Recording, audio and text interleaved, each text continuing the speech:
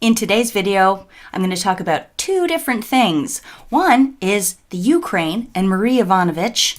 Remember her? She was the ambassador that testified at the impeachment, along with some other ex-ambassadors from Ukraine. And the dunce, Kevin Roose, from my last video about child trafficking and how the fake news media uses trickery and sleight of hand and insults and obfuscation in order to cover up for child sex trafficking. As you'll see as we go along, Kevin has embraced the dunce cap. And since you guys all know him better with the cap on, I've decided to leave it. They have something in common. These things have something in common. Can you believe it?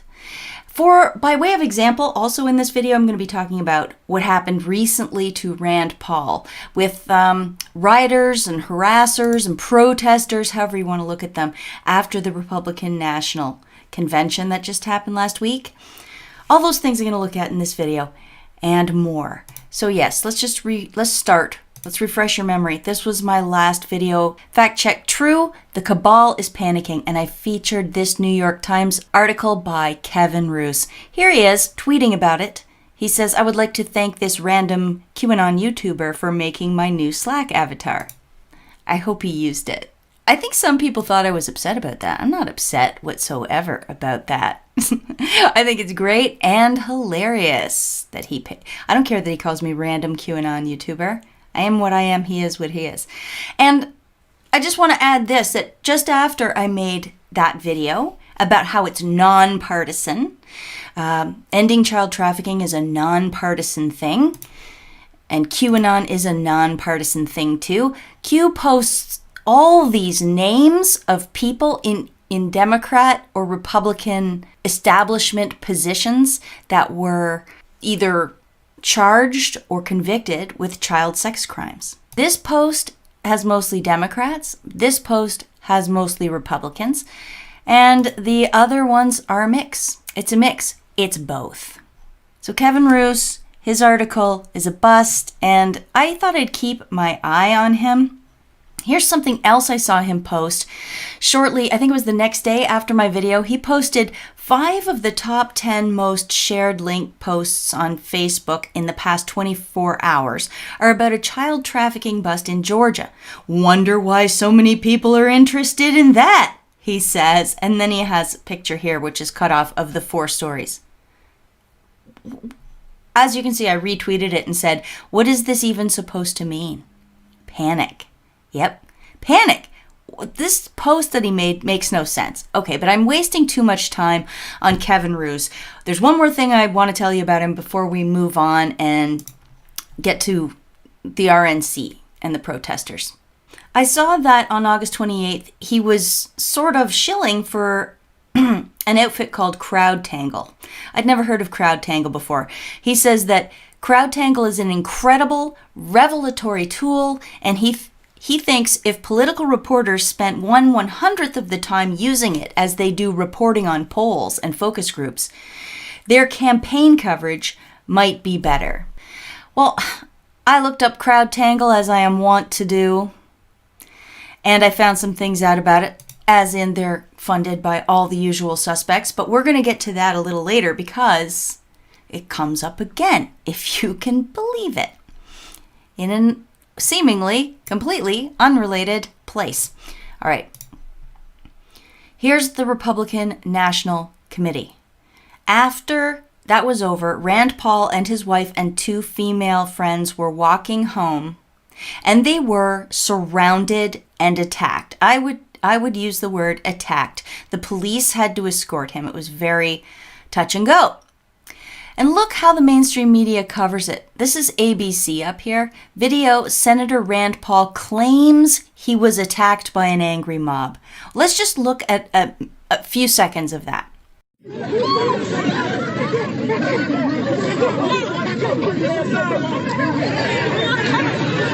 You can tell that man behind the mask is Rand Paul. A bunch of protesters descending on the Kentucky senator and his wife Kelly as they left the president's RNC speech from the White House. He called for reinforcements, but we didn't get any reinforcements. We waited, but the crowd was getting bigger and bigger and pushing in. They were yelling threats. They were trying to push the police over to get to me. They were grabbing at us. Rand Paul says My question is, who are these people? Who paid for their hotel rooms? Who flew them in? Law enforcement needs to look at the funding of violent criminal activity like this, and national Democrats need to confront it. It's organized, it's paid for, it's violent. It's not about black lives or any lives. It's about anarchy and destruction.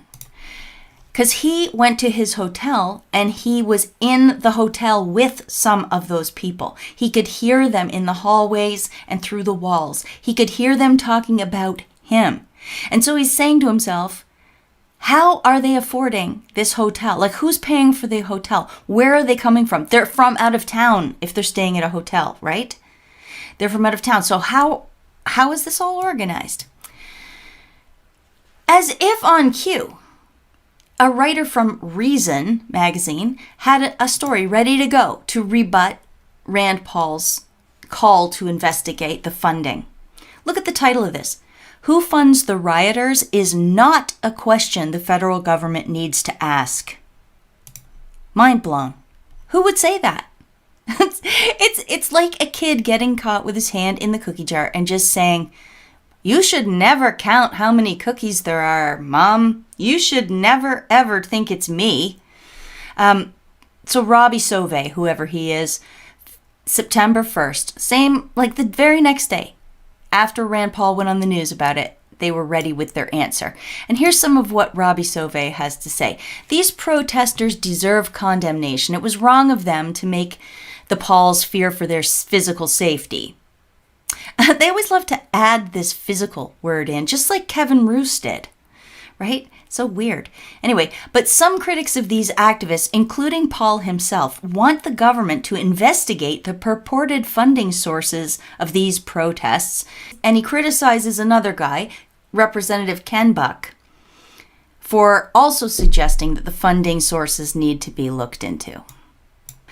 He says calling for the inquiry into who funds it is misguided for several reasons. First, the notion that violent protests cropping up in U.S. cities are funded by a secret, shadowy cabal is a myth.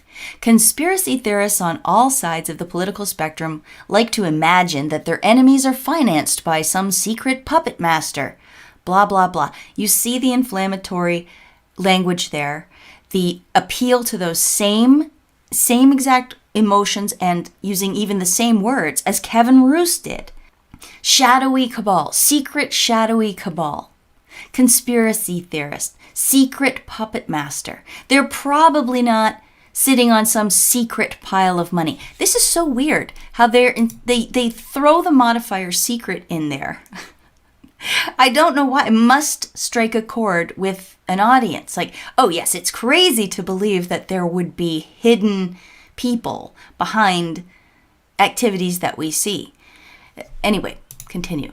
Second reason this notion of investigating funding for rioters is misguided, says Robbie Sauvé, is that open-ended investigations into alleged funding sources, absent any evidence of larger financial crimes, strikes me as exactly the kind of witch hunt that many Republican critics of the deep state purport to oppose when the target is Trump or a pro-Trump figure.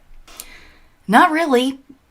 If they're staying at hotels and they're traveling around to the different protests, then this is a completely different ball game. These are professional, possibly professional agitators. Otherwise, how are they affording to do this? That's not all. That's not the only reason to have suspicion about this being organized by an outside entity. From September 1st tweet from the White House, Barr says, we saw a hijacking of a protest by a hardcore group of radicals. Out of 175 arrests they made in Kenosha, 100 were from out of town. And further in this video, Barr says, these are the same people using the same tactics that have been used in various cities: Washington, D.C., Atlanta, Chicago, now Kenosha, Portland, and probably others. So there is a good reason to look into it. What I can't understand the reason for is pundits and writers and journalists coming out and saying something like this. These rioters are affecting everyone on the left and the right. And we've heard over and over that there's far-right agitators in the riot crowds. Isn't that the case? We've heard them say that. So wouldn't they want to get to the bottom of who's funding them then? Why are they fighting it, is my point. Why would anybody fight this? I have the answer for you. I have the answer for you. They are all running interference for this guy, George Soros. This isn't the first time that this has come up. George Soros' name has been brought up increasingly frequently since Trump was elected. Barr threatens to bust far-left extremist groups in Floyd unrest. That was May 30th, 2020.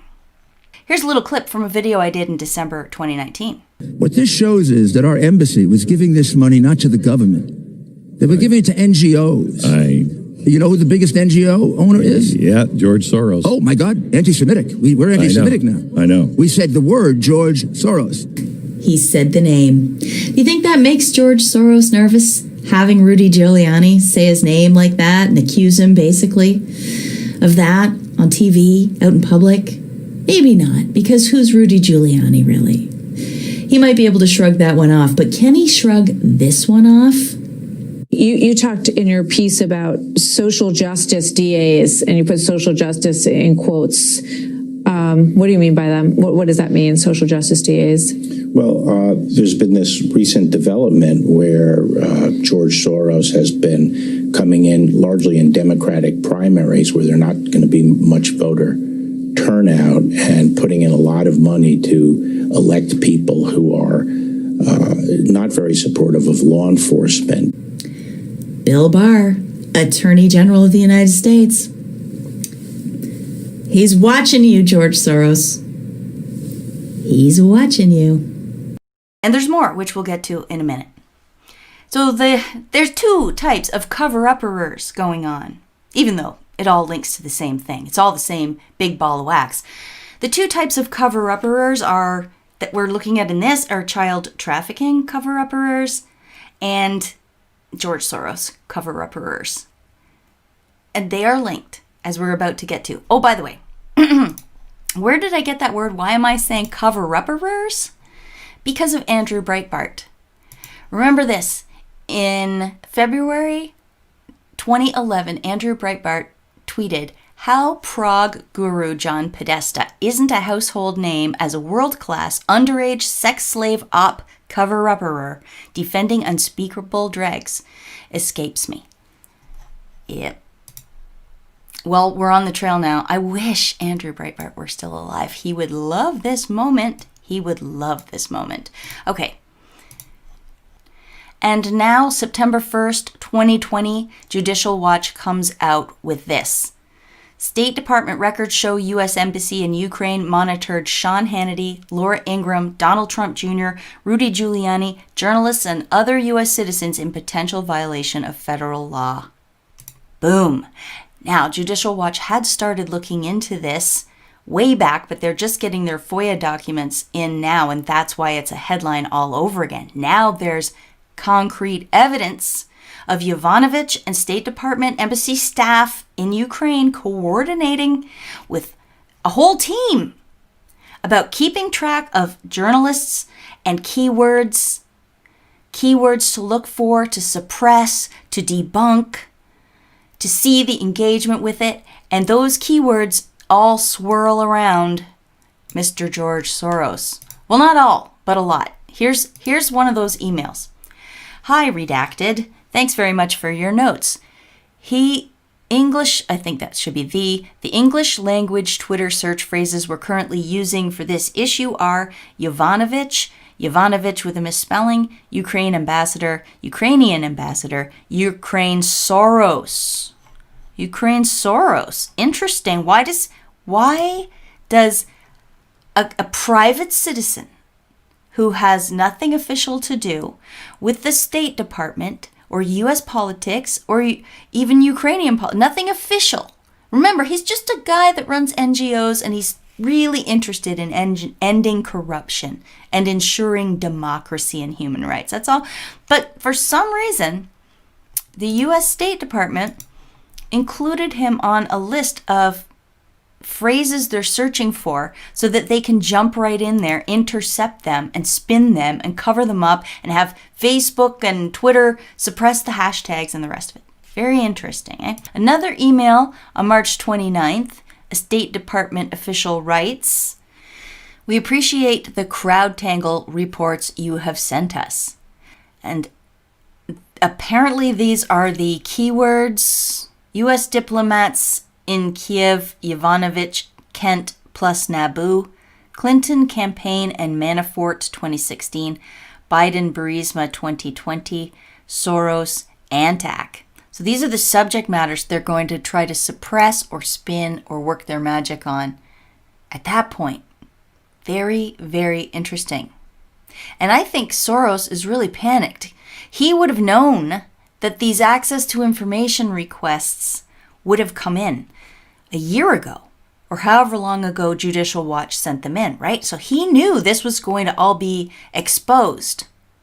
So he would have motive to cause disruption and chaos, just like he has run, allegedly, color revolutions in Ukraine and all sorts of other countries. In fact, here is another Judicial Watch article from October 3rd, 2018. New documents show State Department and USAID working with Soros Group to channel money to mercenary army of far-left activists in Albania. That's exactly what Soros does. I've covered Soros and his connections in Ukraine, which flow back to Canada in a huge way, in a video called Anti-Corruption is the New Corruption. You should go check that out. I've also covered a ton about the Yovanovitch and the people that were impeachment witnesses, along with, it was like Alexander Vindman and his ties back to Ukraine.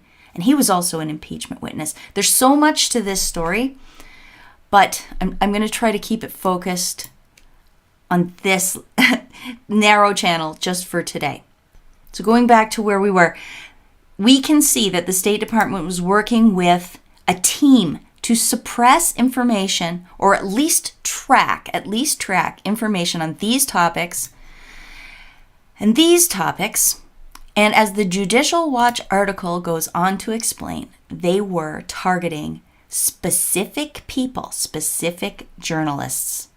Sean Hannity, Laura Ingraham, Donald Trump Jr., Rudy Giuliani, journalists, and other U.S. citizens. The journalists, Sarah Carter and John Solomon, were the ones that were named, by the way. And this is shocking abuse of State Department funds, time, and it's probably breaking the law. That's spying on your own people, spying on your own journalists. Oh yeah, from Ukraine, but still using U.S. taxpayer money to do it. Funneled, probably, through other organizations. And what really caught my eye was that they used this firm, CrowdTangle. The Ukrainian embassy used the firm CrowdTangle, and if you recall, that was one of the things Kevin Roose was boosting randomly on August 28th, 2020. Interesting little coincidence. So that is what I was talking about when I said these guys all have something in common. CrowdTangle. It fascinates me. It fascinates me because if you listen closely, you can hear coincidences singing. And then when you pull the threads, you find all kinds of interesting things. So let's pull some threads on CrowdTangle. A tool from Facebook to help follow, analyze, and report on what's happening across social media. CrowdTangle makes it easier than ever to search across social media. Use this tool to search for keywords and URLs, get greater insight into how certain topics and events are being discussed across Facebook, Instagram, Reddit, and Twitter. See, now what they do is they allow people to find trending stories that are catching on, that are capturing the public's imagination and attention, so that they know exactly where to target their quote-unquote fact-checking. This tool, CrowdTangle, is how they do it. I was watching one of their webinars that they were hosting with someone from Agence France Presse, I believe, AFP, and I don't even remember the other girl, but let me play you just a couple seconds here. I work very closely with a reporter in Montreal, Canada, and we see news about Trudeau or Andrew Scheer or any of the other federal candidates for election, and we may not see that same false meme circulating in, say, Brazil. But when we talk about health misinformation, we might see the same sort of anti-vax content across countries, across continents. So we both work as a big global team tackling some subjects, and then we tackle country-specific subjects. Sorry, I know that's pretty boring to listen to people talk that way, but do you see that? They can narrow it down to people who are angry about a certain story. What you could actually do is manipulate that overperforming or that underperforming algorithm using weights. And to Marisha's point, if you only wanted to look at which posts were overperforming based on angry, you could come in here into weights and turn off all of the other different emojis and focus only on angry. If you can believe that. So that way they know, oh, look, they're posting about Nancy Pelosi's haircut and it's making them angry. We have to intercept that. We have to spin that. We have to send teams out to counter that every time we see it and all of that. So now we're starting to see why it is that that when we get a good take on something, when we get a good story that should hopefully open the eyes of all the sleeping people, that very story is the thing they squash immediately before we even know what's happened. This is how they do it. Crowd tangle. Isn't that fascinating? All right, so in addition to what I just showed you about them having their eyes and ears on Facebook, Instagram, Reddit, and Twitter, they also work with other, I don't know what you want to call it, journalist outfits and NGOs and charities that have sprung up. One of them that they just announced a partnership with is this INN. What's that? It's the Institute for Nonprofit News. Oh, they're so excited over at CrowdTangle to start working with these guys. Gee, I wonder why. Democracy Fund, this is Pierre Omidyar. The MacArthur Foundation and the Knight Foundation, these guys together fund almost all journalism in the entire United States, pretty much. Maybe not the big majors, but everything minor. And they've also got the Facebook Journalism Project as a supporter.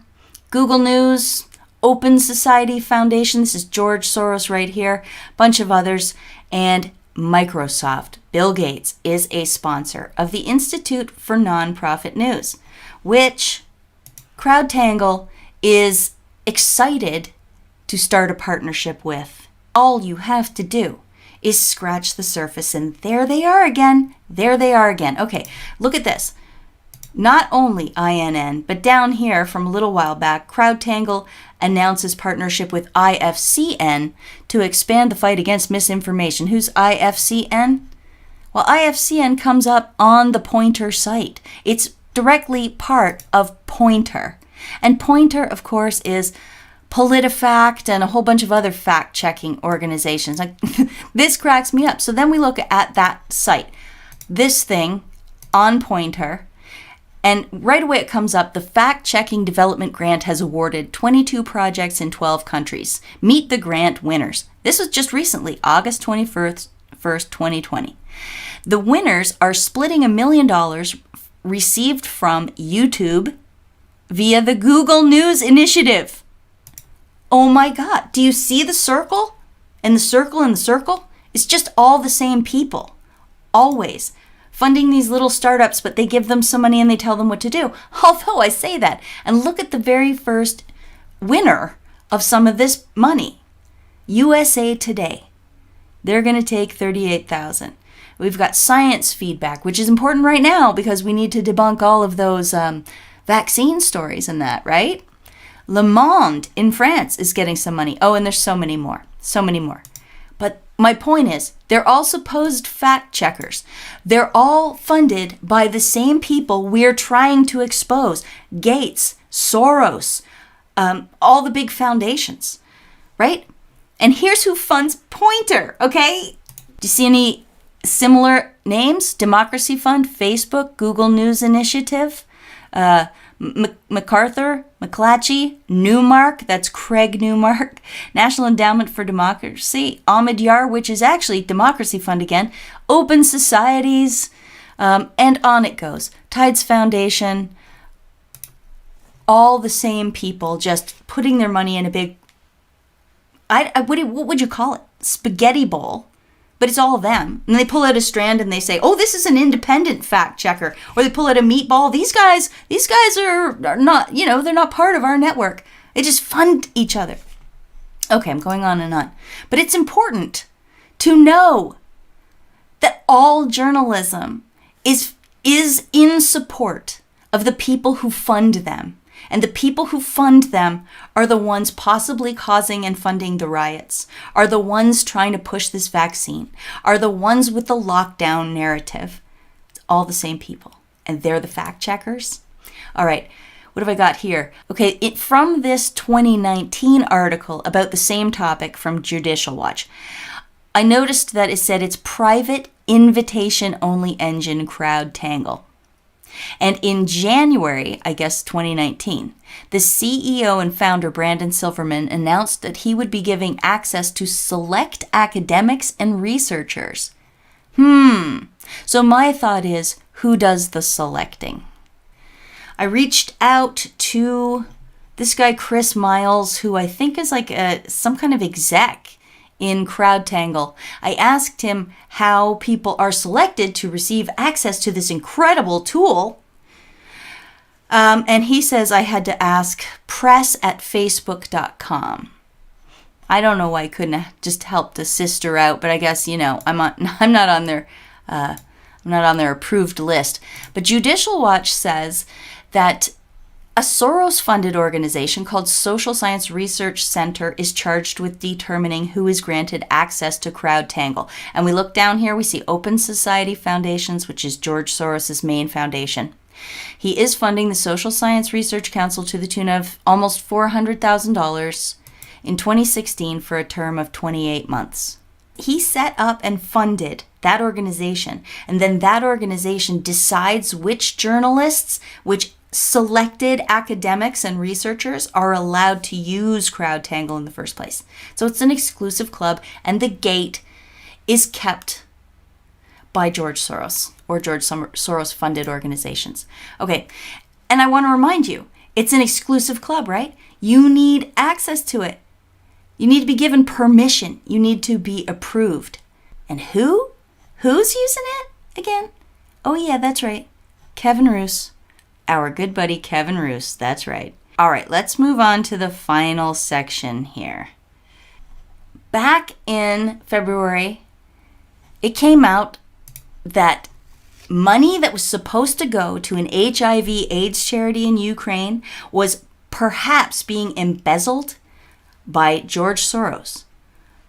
The Ukrainian lawmaker who prompted the investigation says the scheme involved embezzlement of international technical assistance through the all-Ukrainian network of people living with AIDS, HIV. From 2015 to 2017, PLWH controlled structures received around $142 million, the Ukrainian official revealed in the news report. Boom! Because I had been following the disbursements made to Ukraine, and I noticed something a little off kilter with that a while ago. But let me just fill this out a little bit. This guy's name is Shabunin. This is the logo for the people living with AIDS, HIV, and now it's called 100% Life. Okay. And this person, Derkach, on his website, he is a member of the Ukrainian parliament, and he says the founders of the Anti-Corruption Center, Dmytro Sherenbay and his colleague Vitaly Shabunin did it. Did what? Embezzled the funds. So they took HIV money. They said there were going to be the middleman, the anti-corruption organization, which would control the distribution of the HIV money. to the actual AIDS organizations. Soros and Vitaly Shabunin have collaborated for years. Soros has funded several organizations that Shabunin has either been the director of or co-director of or founder of. This here is the 2014 annual report of one of Soros's foundations, International Renaissance Foundation. And you can see that in that year he gave 4 grants to an organization Vitaly Shabunin was supposedly running. I say that he's a figurehead and he takes directions from the guy who gives him the money. But look at these reasons. Look at the work that he's supposed to be doing in this. Providing support to children who are dying of cancer. What does that have to do with anti-corruption? To have legislation introduced to stop money laundering and legislation introduced that will stop corruption. I mean, has any of this worked? It hasn't. It's a classic case, in my opinion, of projection. He's just trying to get his foot in the door of organizations that are looking at these issues because he has vested interest. He wants it to go the way that benefits him. And I don't believe for a second that he's really interested in anti-corruption. I think he's as anti-corruption as Antifa is anti-fascism. That's what I think. It's just a rhetorical trick. Anyway, let's not waste too much time on Vitaly Shabunin, but it's important to know that Soros and he have worked together for many years, and any organization that these guys are involved in has to be looked at closely.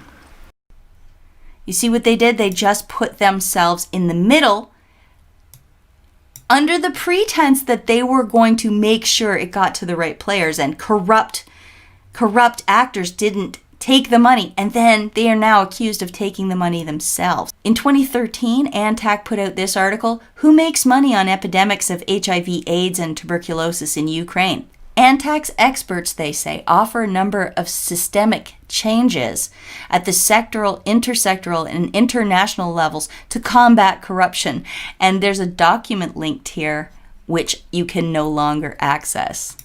I wonder what was in there. I wonder if it showed how they would insert themselves as the middlemen. That would be a nice little piece of proof that I can no longer offer you. But it was there, and you can bet that somebody has it. Where were the funds coming from in the first place? That's the question. The funds were dispersed from PEPFAR, the U.S. taxpayer-funded program PEPFAR. They were given to supposedly the Anti-Corruption Action Center, who then would dole them out to AIDS charities. One of the AIDS charities was People Living with AIDS in Ukraine, and then that changed its name to 100% Life. The person who decided and allocated the funds to Ukraine and supposedly monitored their use was the global AIDS ambassador, was the head of PEPFAR, was Deborah Birx. Look at this memo from January 2019 showing the disbursements for that year. $30 million, which is about a 66% increase from the average amount Ukraine had been getting going back to 2010 all the way up to today. That's a big jump. And then you consider that Yovanovitch ended up being an impeachment witness. And then you consider that that's when the surveillance of U.S. journalists began, approximately. This relationship with Tangled, right? Where they were monitoring for keywords so they could squash specific stories relating to Ukraine, relating to Clinton, relating to Soros, relating to Biden, Burisma. They were monitoring Rudy Giuliani. They were monitoring Donald Trump Jr. and others. What does this mean? I don't know. But so far, this State Department memo from Deb Birx to Marie Yovanovitch hasn't really surfaced, except, to my knowledge, in my reporting. I just want to remind everybody of it. These emails were from March 2019. The ones that Judicial Watch just released, March 2019. The disbursements had gone out in January 2019. And Deborah Birx was over there in Johannesburg meeting face-to-face with the people from 100% Life, March 22nd, 2019. Do you see where I'm going with this? Funny enough, is it poetry? I don't know. Birx happened to be in Johannesburg again for this same meeting, of course in 2020, when she was called away to come back to the States to be the coronavirus task force member. She was called away from her scam to do another scam. All right, guys. I'm boiling hot. It's 1,000 degrees in here, so I'm hoping this was clear. I'm fading on you, so I want to show you the graphic. Yovanovitch, as ambassador, works with Deb Birx as a global AIDS ambassador to get tons of money for Ukraine, ostensibly to get money for AIDS activities, which actually may have been embezzled by Shabunin and Antac on behalf of Soros to run other games and other who knows what operations, civil unrest operations in Ukraine and beyond. Some of that money that could have been taken from U.S. taxpayers and siphoned off over to George Soros might have been used to make this grant to the Social Science Research Council, which is the group who decides who gets access to CrowdTangle in the first place. And CrowdTangle has sort of social media monitoring of Facebook, Instagram, Twitter, and Reddit, and also works with all these through funding partners, is tied to these fact check organizations, right? And they're all funded by the same people, all of them. Wouldn't you know, CrowdTangle is used by the U.S. State Department in Marie Yovanovitch's embassy in Ukraine to spy on or track all the people investigating Soros, Ukraine, Hillary, Biden, Burisma, and far leftist extremists. Handy little game they got going. And just look, the interest in George Soros for the past 5 years worldwide has looked like this all the way up to during the lockdown. Oh boy, he can't be happy that that's happening. What about all these investments? Why aren't they paying off? Well, they're just going to suppress the keywords. I mean, look how sharp it spikes up and then drops right down.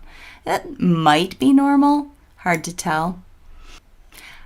Those journalists that were investigating Soros and Ukraine and Yovanovitch and Spygate, Q mentioned them by initials way back in 2018. And in July 2019, he says the surveillance of SC and JS, John Solomon and Sarah Carter, was terminated. So they must have been onto it back then. And you wonder why things have gotten progressively crazier. They know, these bad actors know that they're losing control. They really do. I don't know if their minions in the media really get what's going on. I found a really funny thing. Oh, Kevin Roose. This is from after I did my video. Kevin Roose goes on with Brian Stetler, of all people, on CNN, and he gives this report about Facebook and how the right, whatever he's calling the right, pro-Trump people are starting to dominate on Facebook. And he wonders if this is the silent majority everybody's talking about. I just want to play you a clip. Well, what have you found, Kevin, on Facebook recently? Well, I've been looking closely at Facebook data for the past several years, and in the past few months, it's amazing how dominant the Facebook sort of right wing has become, the pro-Trump part of Facebook. And I pulled a bunch of numbers on this that are in a column I wrote this week about what if Facebook is the silent majority that Trump has been talking about. And it's amazing how little we, the people who sort of work in the mainstream media, don't understand about what's going on Facebook. It's a completely parallel universe in which, the Trump's response to COVID-19 has been fast and effective, in which these riots in Portland and other cities are the biggest news story in the world, in which these sort of culture war controversies become much bigger than anything that happened at the RNC or the DNC, frankly. I just think we have very little sense of what's happening there. And so I wanted to dive in and investigate it. And I was kind of shocked by what I found. Don't you love that? I got to play the one part one more time. And it's amazing how little we, the people who sort of work in the mainstream media, don't understand about what's going on. Anyway, yeah, I think that's all I've got for you. I'm going to stop talking now. Thank you so much for listening, everybody. If you would like to support my work, I have a paypal.me. I have a P.O. box where you can send anything you like, within reason. I can't take couriers. I can't take elephants. Don't send me food because I can't eat it. I have to be smart and safe. But yeah, check my description box for details about making donations or sending me letters. Also, send me your letters to be read about your red pilling stories, your awakening stories, or just your observations about life since lockdown or whatever you want to talk about. I read letters as often as I can over on my BitChute channel. I will leave links to that also in the description box. References will all be there. And I don't know what to say. I can say this. There are so many people now reporting on the COVID scam and on fake news and on Soros and that. I'm going to hopefully make a video soon that sort of celebrates all these wins, because we are having a lot of wins. Be heartened, everybody.